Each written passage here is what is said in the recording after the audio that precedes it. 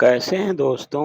आशा करते हैं आप सब बहुत अच्छे होंगे और आपकी पढ़ाई भी बहुत अच्छी चल रही होगी।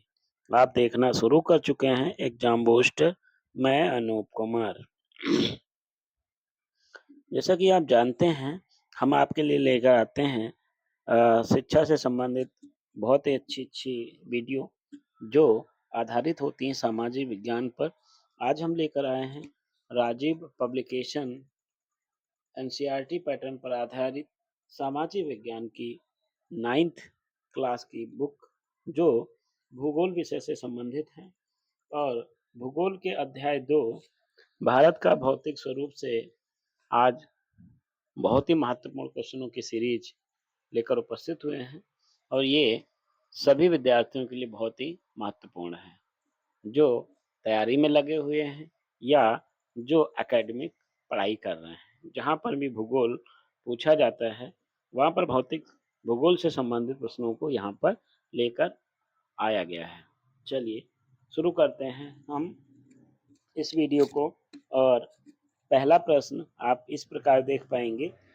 पहला प्रश्न है, सबसे उत्तरी श्रृंखला को किस नाम से जाना जाता है?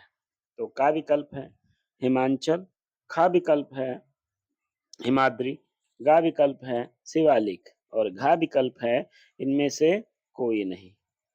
तो सही विकल्प का चयन करिएगा और उत्तर हमें कमेंट बॉक्स में लिखिएगा। चलिए देख लेते हैं, आपका बी विकल्प सही हो जाएगा हिमाद्री। अगले प्रश्न की तरफ बढ़ते हैं। अगला प्रश्न है, भू परपट्टी की कितनी टेक्टोनिक प्लेटें हैं? तो विकल्प इस प्रकार है, का 7, खा 8 टेक्टोनिक प्लेटें, गा 9 प्लेट और घा 6 प्लेट।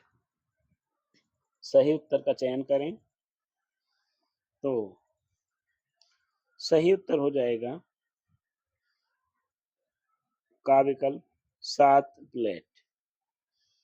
अगले प्रश्न की तरफ बढ़ेंगे। अगला प्रश्न है, भारत के भू स्वरूप में विविधता का क्या कारण है? कारण स्पष्ट करिएगा। नीचे विकल्प दिए गए इसमें से सही विकल्प का चयन करेंगे। का विकल्प है शैलों में एकरूपता के कारण, खा शैलों में समानता के कारण, गा शैलों में विविधता के कारण और घा उपयुक्त सभी के कारण। तो हम तीसरे प्रश्न का उत्तर चाह रहे हैं और तीसरे प्रश्न का उत्तर आपके लिए ये हो जाएगा गा विकल्प, शैलों में विविधता के कारण। चलिए हम अगले प्रश्न की तरफ चलते हैं। अगला प्रश्न है, शैलखंडी किस प्रकार की शैल है? तो का विकल्प है कठोर, खा विकल्प है मुलायम, गा विकल्प है चिकनी मिट्टी और घा विकल्प है लोहे जैसे।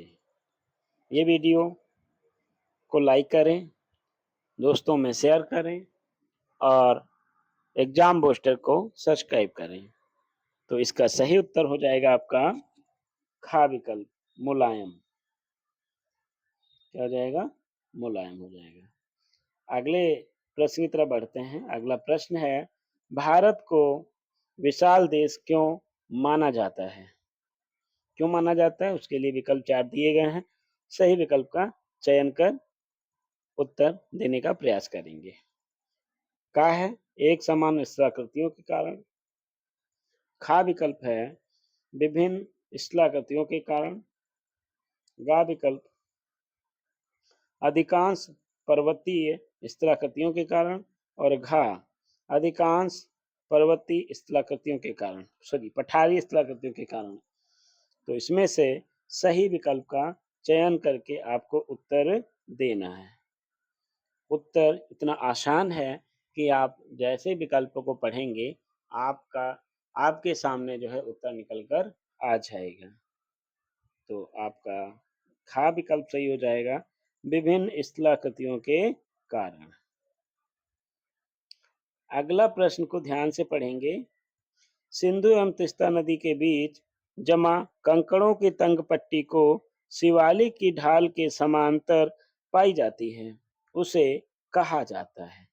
उस कंकड़ पत्थर की जो पट्टी होती है उसको क्या कहते हैं? यहाँ पर 4 विकल्प दिए गए हैं, उसमें से आपको जवाब देना है, सही उत्तर को चुनना है। तो का विकल्प हो जाएगा खादर पट्टी, खा विकल्प हो जाएगा भावर पट्टी, गा विकल्प हो जाएगा बांगर पट्टी और घा विकल्प हो जाएगा तराई पट्टी। तो इसमें का और खा में थोड़ा-सा टाइपिंग मिस्टेक हुआ है, उसको पर ध्यान न माइंड करते हुए आप सही उत्तर का चयन करेंगे। प्रश्न नंबर गा हम लोग पढ़ रहे हैं, इसे कहेंगे भावर पट्टी। भावर मतलब भरी हुई, जो पर्वतों से बड़े कंकड़ पत्थर लुढ़क कर आते हैं और जस्ट पर्वतीय तलहटी में ही वो जम जाते हैं और ऐसी भरी हुई पत्थरों से जो एरिया होता है 10 से 15 किलोमीटर राउंड में, तो उसे हम भावर कहते हैं। तो आपका विकल्प गा सही हो जाएगा, भावर। अगले प्रश्न की तरफ बढ़ेंगे। अगला प्रश्न है सिंधु एवं सतलज के बीच के हिमालय के भाग का पारस्परिक पारस्परिक नाम क्या है? यानी उस बीच के हिमालय के दो नदियों के बीच का जो हिमालय पड़ता है उसे किस नाम से जानेंगे? असम हिमालय, खा कुमायूं हिमालय, गा पंजाब हिमालय और घा पूर्वांचल हिमालय। प्रश्न नंबर 7 का जवाब दीजिए। जो लोग भूगोल पढ़ रहे होंगे उनको पता होगा कि सिंधु और सतलुज नदियां कहाँ से निकलती हैं। अगर ये जान गए होंगे तो उत्तर भी आपको पता चल ही गया होगा। गा विकल्प सही है, पंजाब हिमालय कहते हैं। चलिए अगले प्रश्न की तरफ बढ़ते हैं।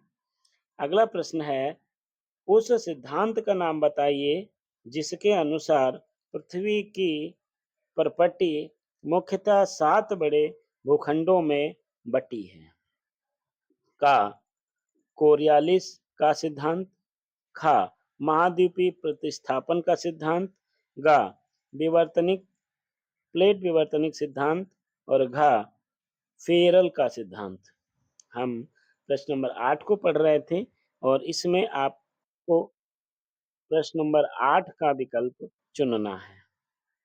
तो सही विकल्प आपका हो जाएगा प्लेट विवर्तनिक सिद्धांत के अंतर्गत जो पेंजिया था वह वर्षों में अनेक वर्षों में जो है 7 छोटे-छोटे महाद्वीपों में टूट गया है। पेंजिया पहले 2 ही स्थल पर भाग थे, एक पेंजिया था और जो सागर था उसे हम पेंथालाशा कहते थे। पेंजिया पहले 2 भागों में टूटता है, गोंडवाना और 1 मिनट, तो आपका उत्तर गा विकल्प सही हो जाएगा। अगले प्रश्न की तरफ चलते हैं और प्रश्न नंबर 9 की तरफ। प्रश्न नंबर 9 कहता है भारत के उच्चतम या उच्चावच का निर्माण और उसमें संशोधन किन कारणों से हुआ है? जो उच्चावच का निर्माण हुआ है उसमें संशोधन यानी परिवर्तन कैसे हुआ है, इसके क्या कारण हो सकते हैं, उसका जवाब आपको देना है। तो का विकल्प हो जाएगा अपाक्षय के कारण, खा विकल्प हो जाएगा अपर्दन के कारण, गा विकल्प हो जाएगा निक्षेपण के कारण और घा विकल्प होगा उपयुक्त के सभी कारणों के द्वारा। तो प्रश्न नंबर 9 का सही विकल्प हो जाएगा डी, सरकारी, कहते हैं ना सरकारी, सरकारी उत्तर लगा लेंगे डी, इसमें से सभी।